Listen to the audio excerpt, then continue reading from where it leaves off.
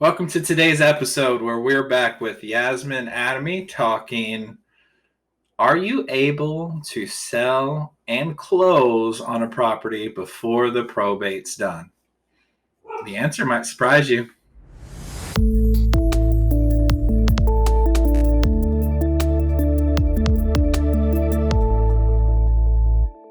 Okay, let's say that we're in the middle of probate and it's a hot market like it is right now.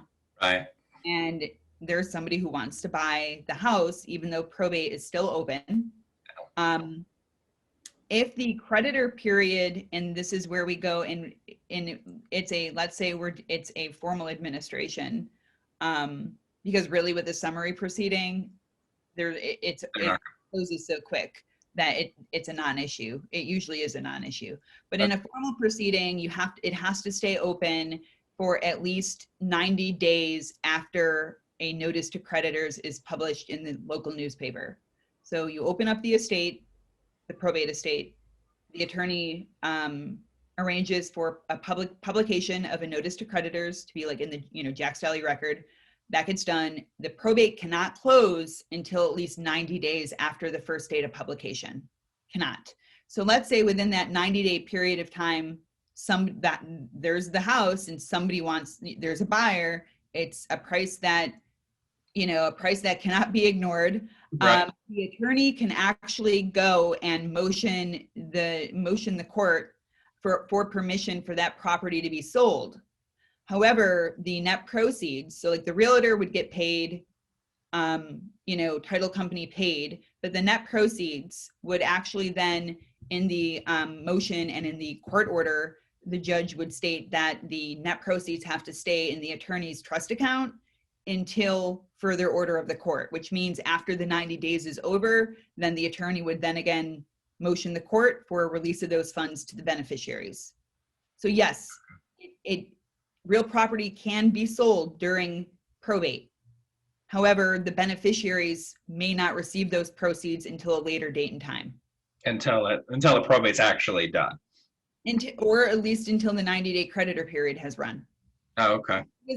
So like there may be, and you have to with what we've had to deal with, you and I, it's not been any other assets other than really real property. Yeah. But there are some states where there are a lot of other things going on. A lot of other things. And even after the 90-day creditor period, the estate's not ready to close out yet. There may be tax returns that need to be filed, like a whole bunch of other things going on. So in that case, how it would work is it depends on really what the court says and how and what relief you're wanting from the court.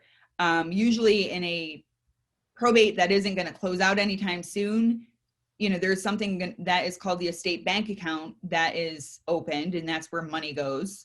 But like, let's say it's the homestead. Well, technically that isn't part of the probate estate. And this will get very too much complicated, but that's not really part of the probate estate. So even though the other aspects of the estate is ongoing with that homestead, there's no reason why like the proceeds from selling the homestead should never go into the estate bank account because it's not part of the probate estate. So then that would actually go to the beneficiaries, even though there's a whole other aspect of the probate going on, if that makes sense. Because that is one of the most confusing things about Florida probate is the difference between a homestead and all the other assets. Yeah. Very differently. Yeah. So what? The creditors don't have access to the homestead? Is that what it is? Is that? I'll be honest. So, I mean, with the homestead, with how Florida looks at a homestead, it is not part of the probate estate. Once it has been, so like part of the probate process is for us to petition the court, asking the court to really the judge to sign an order saying that the property is exempt homestead. Once he signs that order, it truly is exempt homestead, meaning exempt from creditors. Yeah. However, there's a due process issue. So like before, I don't know, maybe about 2-3 years ago, the judges would very, very quickly sign an order saying that it was exempt homestead, not wait any type of a creditor period or anything. Now what they're doing is, if in the petition that we file with the court, if it is not stated by the person who's signing off on the petition, who is signing it under penalties of perjury, that there are no debts, the judge is going to not allow for that. He's not going to sign the homestead order until the notice to creditors has been, published for the 90-day period.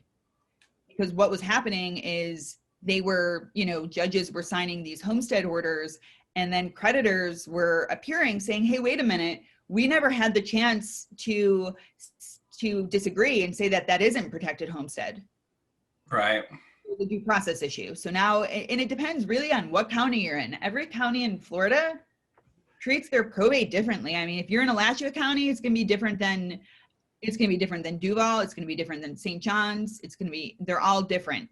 So I know in Miami-Dade County, Miami-Dade County is very strict, where there is no way that the judge is going to sign that homestead order until 90 days has passed.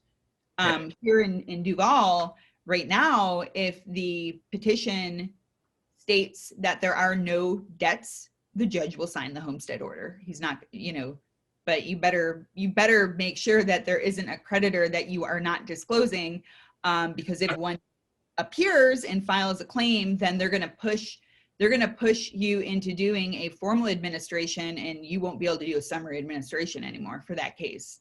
So like for clients, it's just like, make sure that, if you know of a debt, just let me know. If there are none and you've been diligent and you've checked the mail, then, you are signing this in good faith. Because, I mean, they're signing the petition under penalties of perjury, so it is relatively serious. Yeah. But yeah, so even worst case scenario, you're going to be able to, that property is going to get sold. It's just there might be a delay on when the beneficiaries have access to those funds. Okay. If you do your petition to the court and they let it close beforehand, I'm assuming the title company is still protected from that the probate court order. So, I mean, how does the buyer and the title company who's protecting the sale of it, how are they protected against maybe other creditors trying to come through or anything like that? Okay, so, and that's a good question. Yeah, so how it would work is, at the end of the day, and let's address this let's dig a little deep here. So if there is a situation where, let's say, the 90-day creditor period isn't over and the real property, the judge signs an order saying that it can be sold. However, the net proceeds have to stay in the attorney's trust account until further order of the court. So really the creditor doesn't want the house. The creditor wants the money. Right. In our motion, asking the court to allow the sale, we have to provide that it's being sold at fair market value, that it's an arm's length transaction, either an appraisal or a BPO. So there's underlying exhibits that are attached to our motion in order to show the court, hey, listen, this truly is a legitimate sale. It's selling for fair market value. So let's say that the house closes, the net proceeds are hanging out in my attorney trust account with the Florida Bar. It's a Florida Bar monitored account. And a creditor comes forward saying that is not homestead. That property isn't homestead. That was a rental property. They're not after the actual property. They're after the money. Okay. Used to satisfy their claim. So the person who bought the property in the title company, they're fine. Like it's not. They're going to go after that trust, that bar account is what they're going to go after at that point. Money. Yeah, they want to satisfy whatever their claim is. So that's why the judges allow that, because everybody is protected. Okay. And it just hangs out in my account. That is monitored. It's monitored by the Florida Bar. It's a non-interest bearing account. Yeah. Which kind of, some people aren't too pleased with that, but most people don't really care. Yeah. And then once we're in the position after the creditor period ends, I go back to court, motion the court to allow for those funds to be dispersed. Okay. And if there's creditors that have come forward between, in the interim, then, we got to deal with them. Usually if it truly is the homestead, like, if you pull up on the tax appraiser site that it had homestead exemption, the creditors are fine. They're not going to say anything. They'll sign a waiver allowing the judge to sign that order. That's pretty cool. I was not aware of that when you told me originally, and I was like, wow. So I figured, let me ask the question on YouTube, because I'm sure there's a lot of people that aren't aware. Does it make sense? It's kind of it is complicated. Yeah. No, I think it makes sense. You're having your petition in the court to let you sell it. The judge is saying, yeah, you can sell it as long as it's an arm's length transaction. You're getting either an appraisal or a BPO, which is a broker price opinion for those that don't know. And then after that, all the money goes in the trust. So if any creditors come, they're going after the money, not after the house. The title company, buyer's protected. Yep. Because it's not the house that the creditors want, it's the money. Yeah. That's why in the motion, we have to state and also support with an exhibit that it truly is selling at fair market value.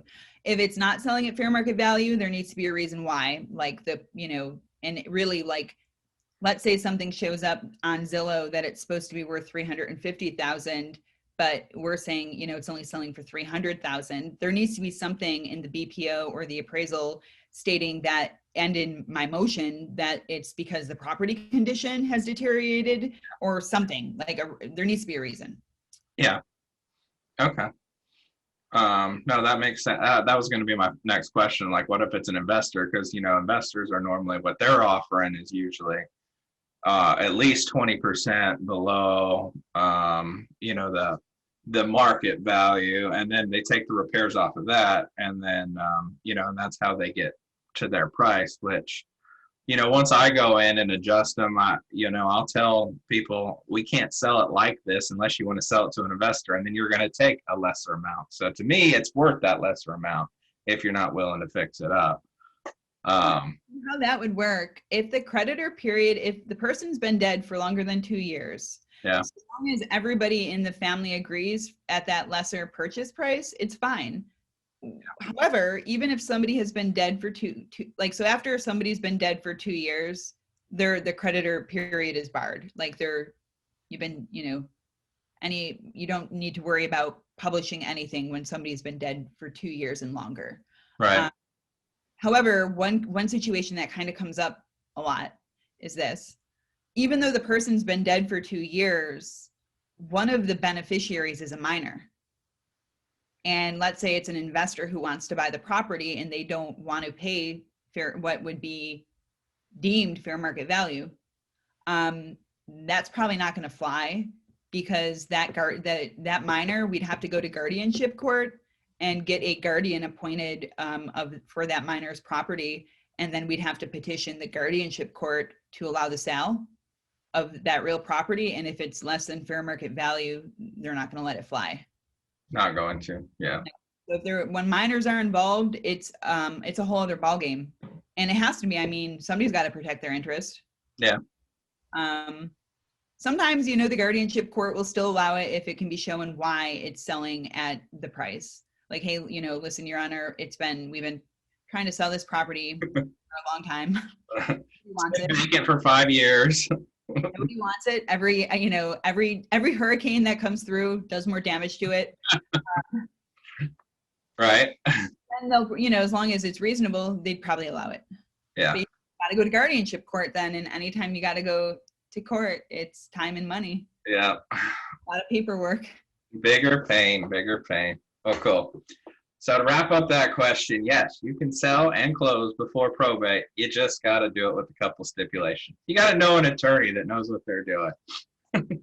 Then, yeah, and depending on what's going on, then then we end up mapping out what we call the probate path. Every case has a different probate path. Yeah. So it's based on the situation, the players, what happened when the person passed away, who they were survived by, who they adopted maybe during their lifetime. Seriously. Yeah. And then, what is going on with the family. I mean, it's really important because then you'll find out, oh wow, one of the heirs has special needs, and we certainly don't want we certainly don't want net proceeds going into their name. They'd be disqualified from government benefits, so we have to either utilize an ABLE account or a special needs trust. So all those, it's the probate path, and mapping out the probate path is probably it's the most important step to make sure that you're, you know, with the client, that the goal is to get them from point A to point B as quickly and as efficiently as possible, but also as thoroughly as possible. Makes sense.